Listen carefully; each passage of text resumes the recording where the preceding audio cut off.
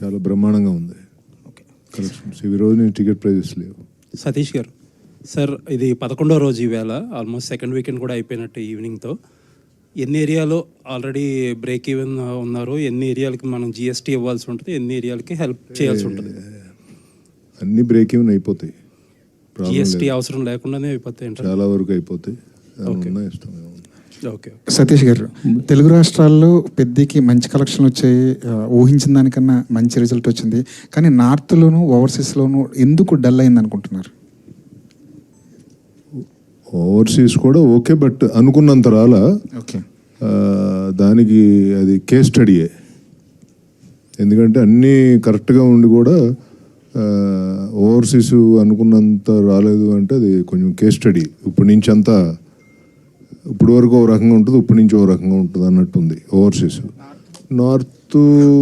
నార్త్లో ఒక సినిమాని టక్కన పట్టుకుంటారు, ఒక్కో సినిమాని పట్టుకోరు. యాక్చువల్గా ఇది పట్టుకోవాల్సిన సినిమా అయినా మనమే మామూలుగా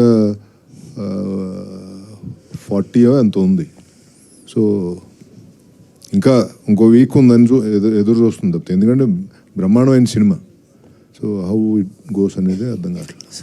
బుచ్చిబాబు గారు, ఇక్కడ సార్ మీరు ఉప్పెల్లోనేమో ఒకటి, ఇక్కడేమో ఆల్రెడీ కాల్ అనేది ఉంది కదా. సో ఇప్పుడు దాన్ని బేసిక్గా రెండే ఆ సినిమాలకే ఆయువుపట్టు ఎమోషన్.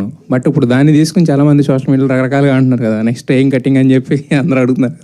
సో నెక్స్ట్ అది అన్నిసార్లు ఛార్జింగ్ కాదు కదా సార్, అది జరుగుతుందేమో అంతే అండి. సినిమాలో 2 సినిమాలకి అలా కుదిరింది సార్, అన్నిసార్లు ఎలా చేస్తాం సార్. మరి నెక్స్ట్ చిరంజీవి గారితో అన్నారు కదా, ఏం చెప్పారు? లేదు సార్, సరదాగా ఇంటర్వ్యూలో జోక్స్ చేసాం అంతే సార్. అదే, థ్యాంక్ యూ సార్. సతీష్ గారు, ఇంకొక క్వశ్చన్ అండి.